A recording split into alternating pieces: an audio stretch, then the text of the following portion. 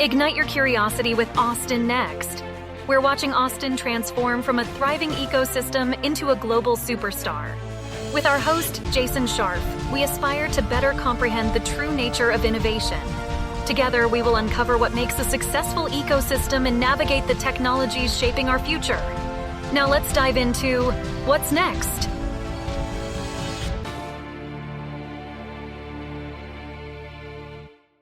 Today's podcast is sponsored by Austin Private Wealth, a registered investment advisor focused on fee-only financial planning and investment management. Their mission is to serve affluent clients with personalized financial advice, fostering a trusted relationship that will endure for generations to come. Austin Private Wealth is not just about managing wealth. They're about inspiring you to embrace a future filled with possibilities and helping you architect enduring legacies. Their core values of integrity, service, caring, excellence, and growth are at the heart of everything they do. Connect with them today at austinprivatewealth.com. Austin Private Wealth is a registered investment advisor. Advisory services are only offered to clients or prospective clients where Austin Private Wealth and its representatives are properly licensed or exempt from licensure. No advice may be rendered by Austin Private Wealth unless a client service agreement is in place. Investing involves risk and possible loss of principal capital. Please seek advice from a licensed professional. History has shown that a strong university is a key element for an innovation ecosystem to thrive. The good news is that Austin is the home of the University of Texas, one of the largest and strongest universities in the U.S., and I'm not just talking about football. UT Austin has been and continues to be a central component of our startup infrastructure. From the beginning at IC Squared to today's Texas Innovation Center, the university leads the academic side of the startup equation. Joining us today are Van Truskett and Ashley Jennings from the Texas Innovation Center. Van Truskett is Executive Director of the Center. She brings to her role a track record of innovation, leadership, and attainment of business results. Before joining UT, she worked at Canon Nanotech and has over 14 years of technical, operations, and strategic leadership experience. She holds 79 patents worldwide, and given this experience, Van clearly understands both technology and its commercialization. She's also an alumnus, having graduated from the Cockrell School of Engineering. Ashley Jennings is an award-winning producer, two-time startup founder, and technology evangelist. She serves as Program Director of Innovation and Technology Commercialization and Managing Director of the Texas Innovation Center, where she helps oversee university-wide commercialization efforts for faculty and students in translational research. Prior to this role, Ashley was part of the McCombs School of Business team, driving innovative programming for students across the 40 acres and cultivating a network of college stakeholders in the startup and VC space. Welcome, Van and Ashley, to the Austin Next podcast. Thanks for having us here today. Having us. Well, thank you so much, and good day to both of you. I wanted to talk a little bit more about UT Austin. Obviously an amazing school, but how does it fit within the Austin innovation ecosystem? So the Texas Innovation Center is the hub at the University of Texas at Austin for bringing engineering and science discoveries and technologies to market. And while the center is primarily focused on STEM faculty and graduate students, we welcome collaboration with other areas on campus. We work synergistically with the Cockrell School of Engineering, the College of Natural Science, the Office of the Vice President of Research, as well as the Office of Technology Commercialization. So as you can tell from this, we focus on the research that comes out of the university and figure out pathways to either start a company or some other mode to get this onto the other side. And so it's really important for us to be in sync with the rest of the Austin ecosystem because we help each other essentially showcase the innovation that comes out of Austin as well as Texas. And so love to have partners external to the university to move forward in these endeavors. Now, I know there's no such thing as a normal path for these ideas and thoughts and eventually new businesses. But what is the path that the Texas Innovation Center works with to help these companies? Is there funding? Is there mentorship? How does that work? So there is mentorship. We also have a process where we, since we're focused on university research, we work very closely with our Office of Technology Commercialization to understand what intellectual property we have coming out of our research labs. And so work very jointly with that office to then approach faculty and grad students who are inventors to see whether they are interested in starting a company or I guess when I say interested, it's really whether they're curious about what a startup is about. And so we start at that phase, just exploration. There's no commitment to actually form a company. And then, we then provide mentoring. And then at the Texas Innovation Center, as things become more concrete, we have what's known as Startup in a Box, which is all the elements that comes together to form a company. So, advisors, service providers, mentors to help with company incorporation, turnkey manufacturing exploration. If you're a medical device company, then we have FDA regulatory experts to talk about the pathway and the costs. We bring in firms to discuss and kind of outline like what you would need on the accounting side as well as on the HR side. So just really getting people's heads on the academic side wrapped around like, what is it like? What are the elements for forming a company, which is very different than, the know-how in terms of the research space. You mentioned this before about the interaction between UT Austin, and specifically the Texas Innovation Center, and the greater startup community around the Central Texas area. How do you fit and how do you interact with that greater startup community? I think there's a dual interaction that goes on with both ecosystems. What's incredible about Austin is that we have this thriving startup tech ecosystem downtown, the surrounding area, and then we have the 40 acres here. And the more that we work in parallel together, the better. So how do we fit in? I mean, what's incredible is that the University of Texas and all of these innovation centers around campus, every single college has different offerings, right? You've got Dr. Truskett here, who is a successful award-winning entrepreneur herself. You've got an award-winning investor over in Macomb School of Business who runs a lot of entrepreneurial efforts over there. You've got people in fine arts, Moody College of Communication, who are serial entrepreneurs themselves. What's amazing, I think, is that we've been able to utilize the Austin ecosystem as mentors in collaboration with the university. We have classes that are ran across campus with guest lecturers who come in from the ecosystem as well. And, it's important for centers also to really educate all of our founders, all of our students, all of our researchers, faculty who are interested in innovation and commercialization startups, to educate them on what resources are out there outside of campus as well. So, as you know, we're a hub here in Austin for incubators and accelerators, and the energy and the buzz that's, I think what's really exciting is we're moving away from kind of a SaaS, I would say, culture that we've built up in town and getting closer to deep tech. And I think that's where the university really fits in, is from a deep tech perspective, we are day one launching pad for the research that's going to evolve into some of those companies that are going to be most successful in that vertical. Tell me what you mean by deep tech. That's a term I don't hear too often. Yeah, absolutely. So when I think of deep tech, I think of what we focus on here, STEM. And even though we do have a focus on STEM, we serve all faculty, all researchers across campus. But deep tech encompasses everything from artificial intelligence, machine learning, data, software, high tech, aerospace innovation, space innovation. All of those fall under the umbrella of deep tech. Alternative energies also fall under that umbrella, materials. So really thinking about, companies that aren't necessarily that typical SaaS model that maybe even B2C we see a lot of, and companies who are coming out of deep-founded, deep-rooted research and fit in the umbrella of AI, ML, deep tech. Well, the experience that I have in the university setting, at least, is one of a little bit of cooperation and a lot of competition.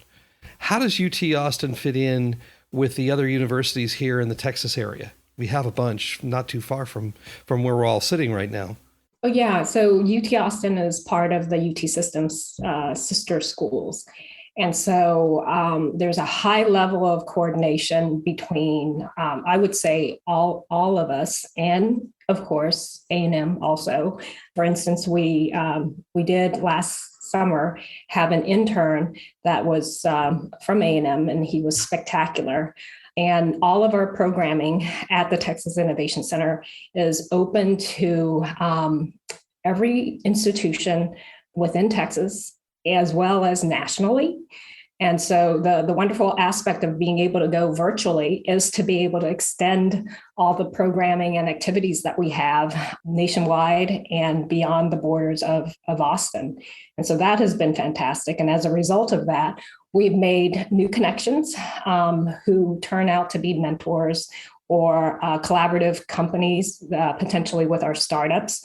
And so, it's been an amazing experience that have come out from the pandemic.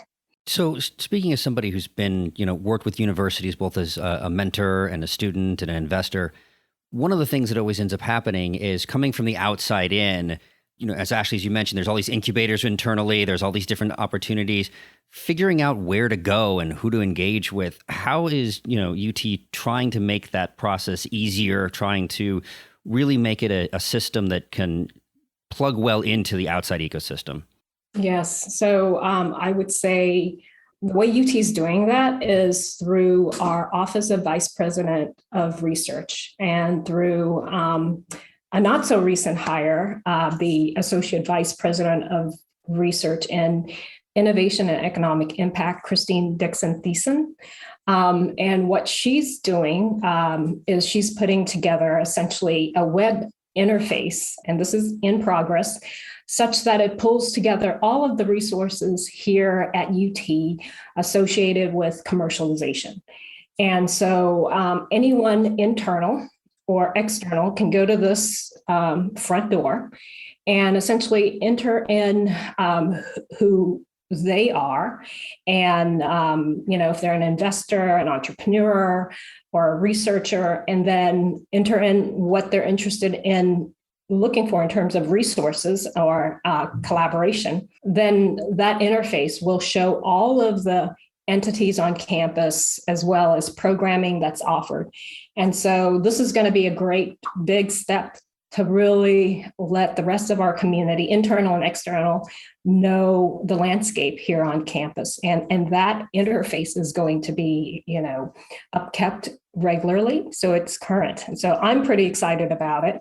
And, just wondering what new connections we're going to be able to start as this rolls out.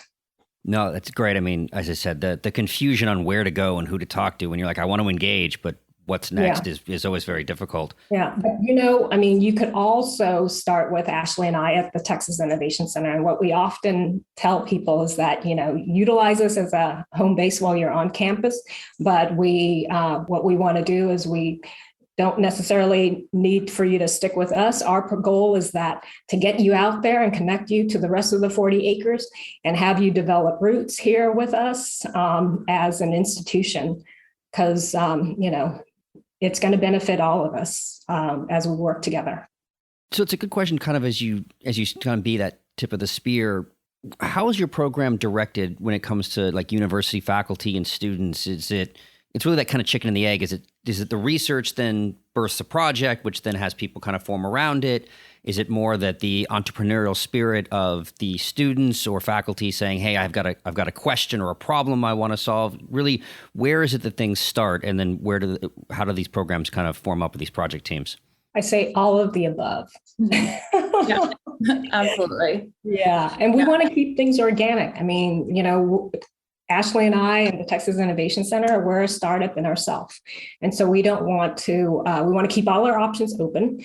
And we want people to be inspired in terms of what they're doing and utilize their research to create potential outcomes that can be commercialized. And so with innovation, you got to kind of keep it all open to different pathways for how that innovation and that passion is going to get started.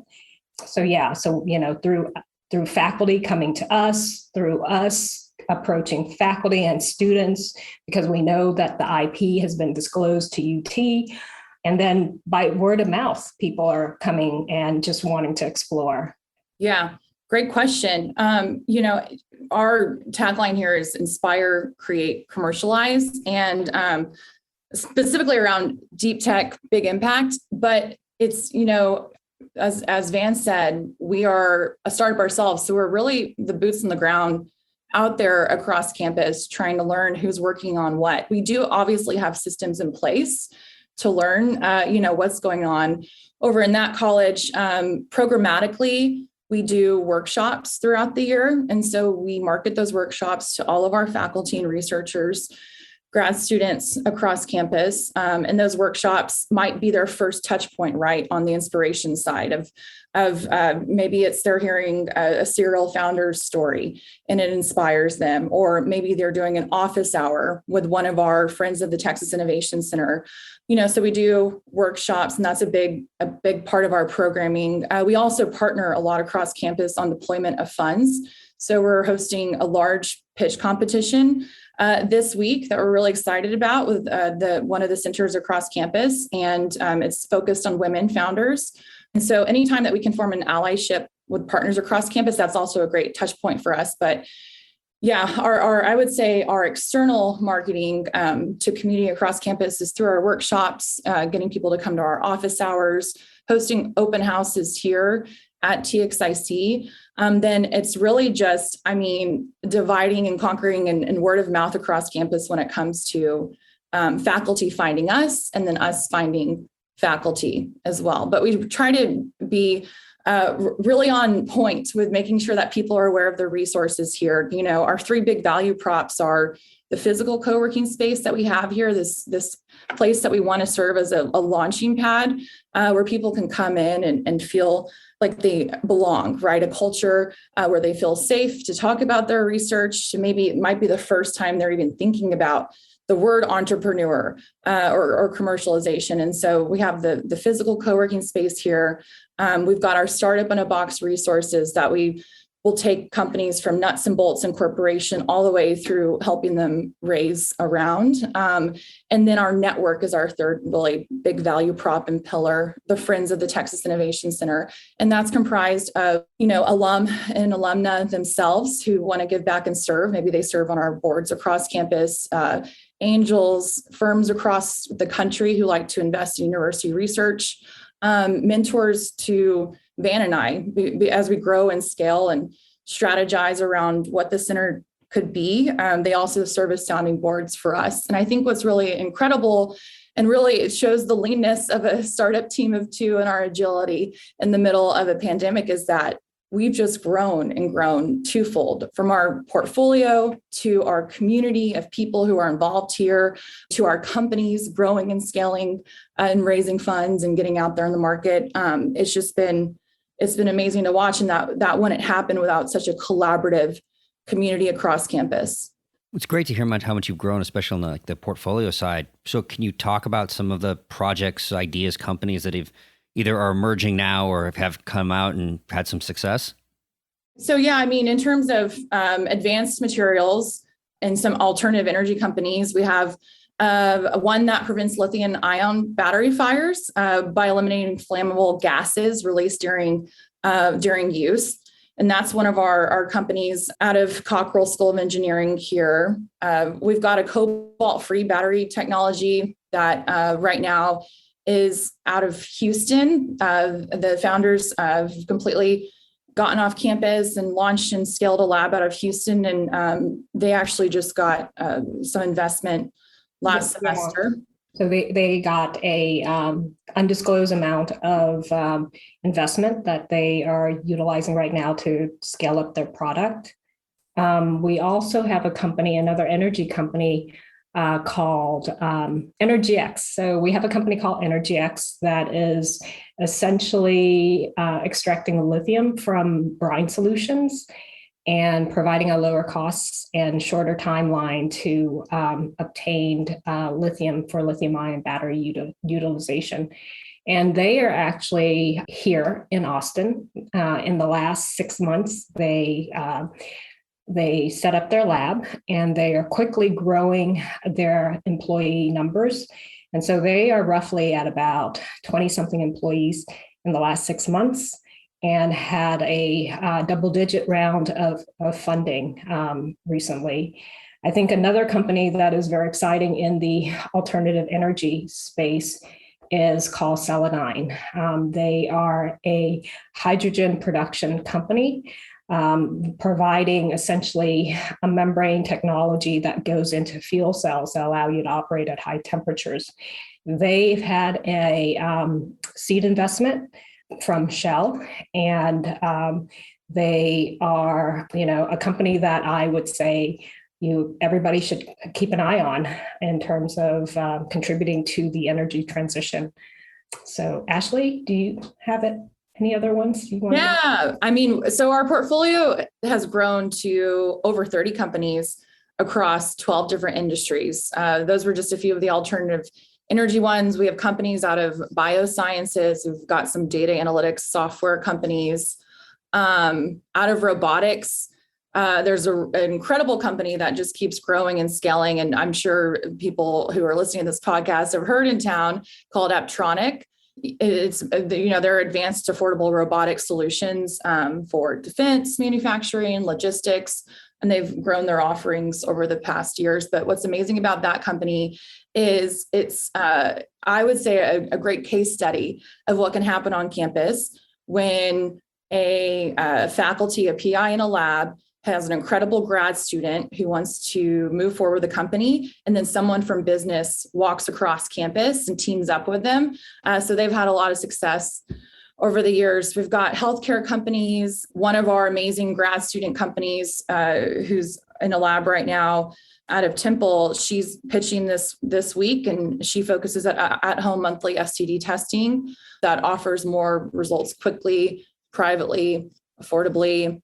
We've got two of our companies who have launched out of Texas Biodesign Program, which we launched last spring. And Texas Biodesign Program is modeled after Stanford's Biodesign Program. And we're really lucky to have the instructor who used to teach it at Stanford Biodesign and now is on the board there and still helps run strategy. And he's here, he's an alum himself, and he's moved back to Austin, and he's teaching our second cohort for us coming up this next spring. But what biodesign is basically, we pair interdisciplinary teams of an engineer, a scientist, a clinician, and with a business student. And we have this great partnership with Macomb School of Business and MD Anderson, who's providing the clinician problem side of things. And they go through a 9-week program where they learn about needs-driven innovation and how to really hone in on what is an actual problem to solve. And so we've loved seeing two companies be born out of that. One company is called Longhorn Life Sciences. Another is called Injury Sense, which is a monitoring system that detects the presence of bowel perforations during laparoscopic surgery, allowing for immediate repair and improving patient safety outcomes. That's been a great journey to watch. Got ed tech companies. Go ahead, Van. Yeah, so on that needs-driven innovation, we are so lucky to have Rush Bartlett, who is with the Stanford Biodesign Program. He is their Associate Director of Education and Corporate Relations. And so it's been incredible to be able to have this it's not a new concept, but this additional concept of how to think about innovation and commercialization here at UT. And so finding needs and finding a home for the solutions that we have here on campus, or at least, not think of them as solutions, but think about what needs our research can eventually provide. A great program that we are also hoping to extend into other sectors in the future. So, right now we're focused on bio, life science, and med device, but we really believe that this general idea of innovation, needs-driven innovation, can be extended to, say, the energy sector, the food tech, or space tech. And so just being able to explore this concept in other sectors is going to be an exciting thing to do here on campus. Another startup company that I think you all should keep an eye on is a company coming out of our biomedical engineering department called BioBQ.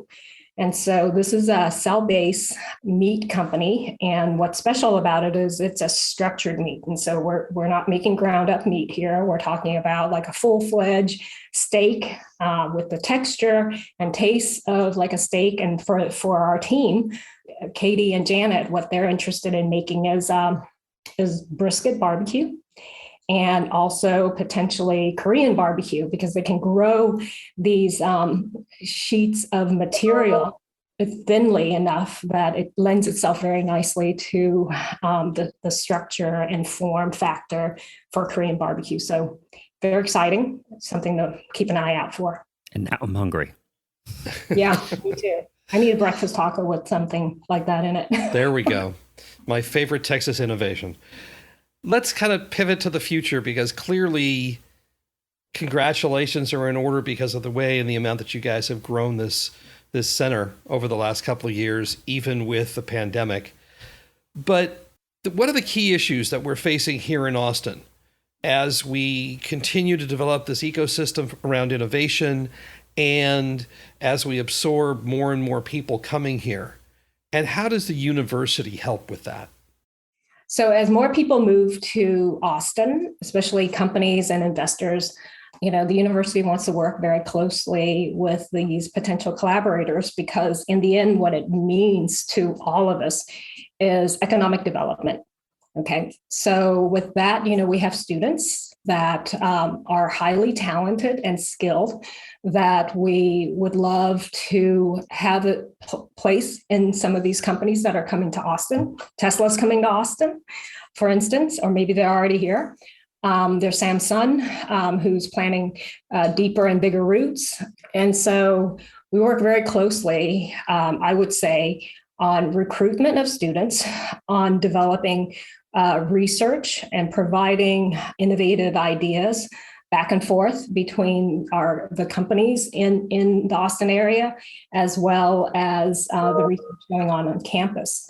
And I think, through our corporate and relations and our development teams, we're able to have better interactions and a deeper portfolio of knowledge in terms of what the needs are in our community and being reactive to it. And so very excited about all the new people that are coming, as well as all the industry players, as well as the VC community. In the end, it's about getting a wide diversity of input, information, so that the university can stay very current in terms of what it should be focused on that can help the wider community. That's great. We always ask the same question to end the podcast, so I'll ask both of you. What's next, Austin? Good question. Yeah, good question. I would say, what's next, Austin? What's next, Austin, is that we are going to continue to really rise up the middle of the country. I think what's amazing about the opportunity of all of these different tech companies continue to move here, all of the big, we've got a Google bureau here, a Facebook bureau here, Indeed's headquarters are here. Of course, Tesla, Samsung, Apple. I think what's amazing is that now we're not having to lose our talent to the coast, which is great. They stay here. They continue to pour into the economic development of the city. But I think what's next is that we're just going to keep producing really innovative companies, I think, that are going to solve huge problems that we haven't even seen yet before. And again, I really just want to drive home the narrative of deep tech, because that's what we're creating here on campus. And I think what's next for Austin is, maybe pumping out a unicorn. And hopefully that's something that's from the deep tech community. Terrific. So what's next, Austin? I would say we need to think, for us being UT here, the flagship institution, is to think about how big tech can make big impact in our local and statewide economy, how we can then impact matters associated with the climate, because as the climate changes, it's going to change our economy. How can we be very reactive to that and start thinking about it and planning it now? Because then that's going to bleed over to essentially how we're going to develop our workforce. And so as an academic institution, working with the state and our local leaders to figure out how do we continue to be a state that thrives and shine in today as well as in the future. Van Truskett, Ashley Jennings of TXIC, thank you so much for joining us today on Austin Next. Thanks for having us. Thanks for having us. So what's next, Austin? We're glad you've joined us on this journey. Please subscribe at your favorite podcast catcher, leave us a review, and let your colleagues know about us. This will help us grow the podcast and continue bringing you unique interviews and insights. Thanks again for listening, and see you soon.